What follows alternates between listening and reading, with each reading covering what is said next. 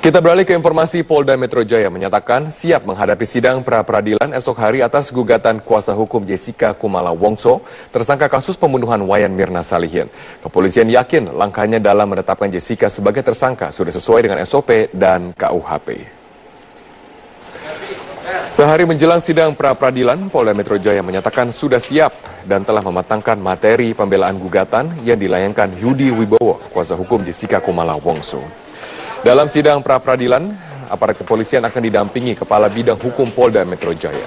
Penyidik Polda Metro Jaya digugat perihal upaya penangkapan paksa dan penetapan Jessica sebagai tersangka atas kasus kematian Mirna Salihin. Kabid Humas Polda Metro Jaya, Kombes Pol M. Iqbal menyatakan akan menyerahkan kepada hakim di pengadilan untuk dipelajari dan diteliti.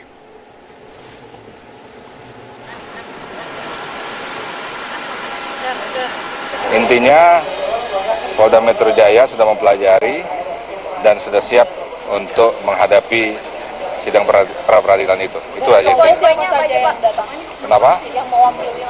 Ya itu, Kepala Bidang Hukum dan timnya. Poin-poinnya apa aja, Pak? Kenapa? Pra-peradilan besok poin-poinnya apa aja? Nggak bisa kita sampaikan dong. Yang jelas kita diperadilan tentang upaya paksa kepolisian, diantaranya penahanan dan penetapan tersangka, ya. Sempat tidak berencana mengajukan pra-peradilan, tim kuasa hukum tersangka Jessica Kumala Wongso mengajukan pra-peradilan atas penetapan status tersangka kliennya tersebut.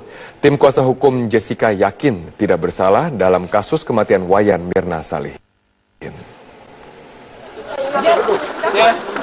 Sejak pekan lalu, berkas perkara tahap pertama tersangka Jessica Kumala Wongso sudah dilimpahkan tim penyidik Direktorat Reserse Kriminal Umum Polda Metro ke Kejaksaan Tinggi DKI.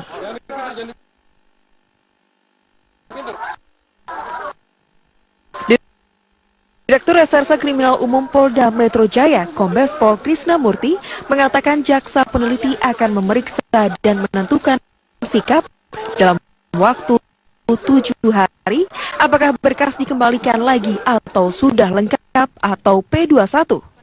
Sudah. Berkas tahap pertama sudah. Nanti dipelajari oleh Kejaksaan, insya Allah. Kita komunikasi terus.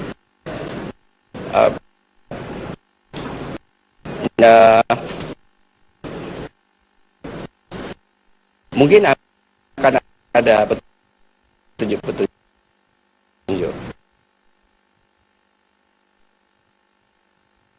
Karena tidak bisa sempurna dalam tahap pertama kan, biasanya begitu. Jadi nanti kalau ada perintah perbaikan, kita perbaiki. Sementara itu, kuasa hukum Jessica, Yudi Wibowo, telah mengajukan pra-peradilan di Pengadilan Negeri Jakarta Pusat dan telah menyiapkan saksi ahli. Persidangan rencananya akan dilaksanakan Selasa 23 Februari esok. Alasan kuasa hukum mengajukan pra-peradilan adalah karena merasa yakin bahwa polisi keliru menetapkan Jessica sebagai tersangka karena kliennya tersebut tidak bersalah. Karena tidak ada fakta konkretnya menaruh racun cyanida dalam kopi itu. Fakta hukum ini kan, pidana itu kan yang dicari kan perbuatan, bukan asumsi, bukan andai kata. Itu kan teori Profesor Mulyatno itu kan mengatakan bahwa harus ada bukti konkret, perbuatan konkret. Nah, artinya perbuatan material, bukti material gitu. Polda Metro Jaya sendiri telah memperpanjang masa penahanan Jessica Kumala Wongso tersangka kasus pembunuhan Wayan Mirna Salihin. Perpanjangan penahanan Jessica dilakukan untuk melengkapi berkas perkara dan penguatan alat bukti penyidik. Sebelumnya, untuk melengkapi berkas penyidikan, Jessica menjalani pemeriksaan kejiwaan di Rumah Sakit Cipto Mangunkusumo selama 6 hari. Pihak pengacara Jessica menyatakan hasil kejiwaan Jessica normal, namun pihak kepolisian menegaskan hasil tes kejiwaan Jessica tidak dapat disampaikan ke publik apapun hasilnya. Tim Liputan, Metro TV. Kerugian negara akibat penangkapan ikan tanpa izin atau illegal fishing tidak sedikit. Bahkan Kementerian Kelautan dan Perikanan mencatat Indonesia kehilangan potensi pendapatan negara sebesar 110 triliun rupiah setiap tahun dari praktek ilegal ini. Kawasan perairan Indonesia rupanya masih menjadi target penangkapan ikan tanpa izin atau illegal fishing. Kerugian yang diakibatkan pun cukup besar. Kementerian Kelautan dan Perikanan pada tahun 2014 bahkan mencatat kerugian negara akibat praktik ini melebihi 101 triliun rupiah per tahun. Tingkat kerugian ini adalah sekitar 25% dari total potensi perikanan yang dimiliki Indonesia, sebesar 1,6 juta ton per tahun. Kementerian Kelautan dan Perikanan pun gencar melakukan penangkapan, bahkan peledakan kapal-kapal ilegal yang melaut di perairan Indonesia. Laksanakan penenggelaman. Hasilnya, Menteri Kelautan dan Perikanan Susi Pujiastuti sempat mengklaim pertumbuhan di sektor perikanan hingga periode Juli 2015 naik sebesar 8,4% dengan kenaikan produksi ikan lokal sebesar 240%. Pemberantasan illegal fishing pun akan terus dilakukan, mengingat kerugian yang diakibatkan tak hanya di sektor perikanan, tapi juga energi dan good governance. Tim Liputan, Metro TV. Kita ke informasi lain, pemirsa, Kementerian Kelautan dan Perikanan hari Senin meledakkan 30 kapal pencuri ikan di perairan Indonesia. Dari jumlah tersebut, Pangkalan Pengawasan Sumber Daya Perikanan Bitung, Sulawesi Utara meledakkan 11 kapal. 5, 4, 3, 2, 1, tenggelamkan.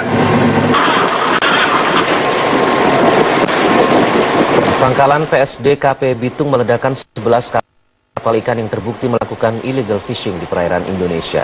10 kapal diledakkan di perairan Desa Kema, Minahasa Utara, dan 1 kapal di perairan Tahuna, Kabupaten Kepulauan Sangihe. Dari 11 kapal yang diledakkan, 7 kapal berbendera Filipina dan 4 kapal ikan berbendera Indonesia. Kapal yang berbendera Indonesia ikut diledakkan karena anak buah kapal merupakan warga negara Filipina.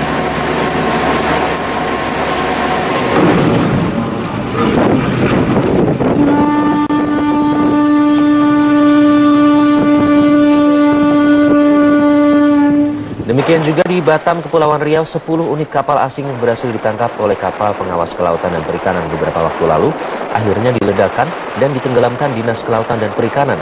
Ke-10 kapal tersebut diledakkan dan ditenggelamkan setelah ada keputusan tetap dari Pengadilan Negeri Batam.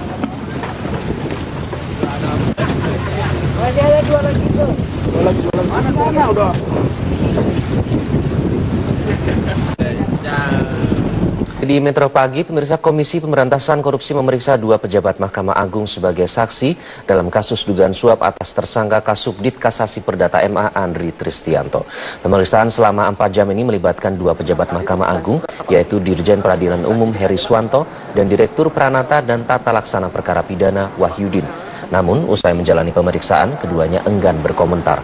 Sebelumnya, penyidik KPK telah menetapkan 3 tersangka dalam kasus dugaan suap salinan putusan perkara korupsi di Mahkamah Agung. 3 orang tersangka itu adalah Andri Tristianto, Kasubdit Kasasi Perdata MA, Bos PT Citra Gading Asritama, Ihsan Swadi, dan Awang Lazuardi Embat yang berprofesi sebagai pengacara. Selain menjebloskan ketiganya ke dalam rutan, KPK juga menyita uang sebanyak 900 juta rupiah dari tangan tersangka. Berapa pertanyaan tadi Pak? Badin? Ada berapa pertanyaan? Tersebut sempat diamankan dan digeledah polisi. Usai menjalani serangkaian interogasi, akhirnya 3 anggota KPK yang diamankan dibebaskan oleh tim reserse kriminal Polres Jakarta Utara. Ketiga anggota KPK ini langsung bergegas menaiki mobil dan menolak memberikan keterangan kepada wartawan. Ketiga pegawai KPK yang dibebaskan yakni Aibtu Purnawirawan Darman, Bagus Purnomo, dan Waldi Gagantika. Ketiga anggota KPK ini ditangkap anggota Satreskrim Polres Jakarta yang mencurigai gerak-gerik mereka. Namun belakangan polisi mendapati ketiganya merupakan anggota KPK yang tengah menjalankan tugas lapangan.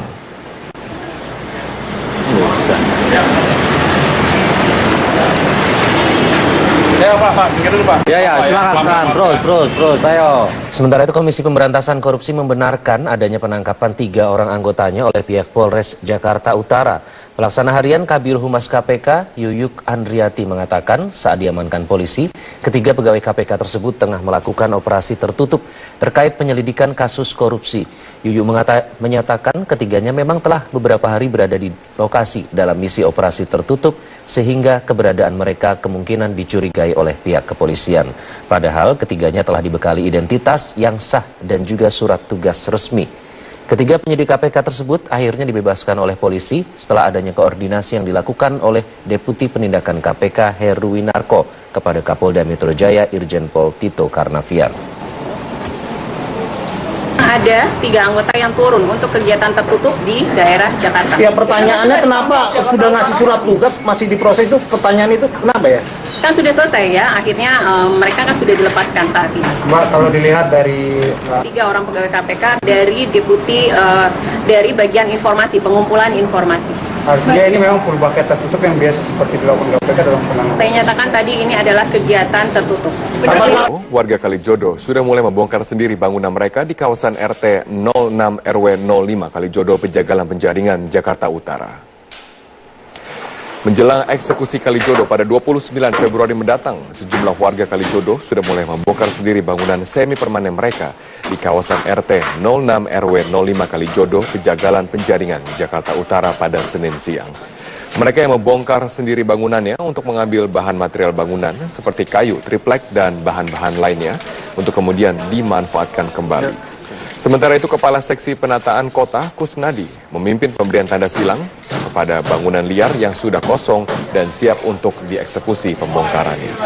Ada belasan bangunan semi permanen yang telah diberikan tanda silang oleh petugas dan bangunannya sudah siap untuk dieksekusi.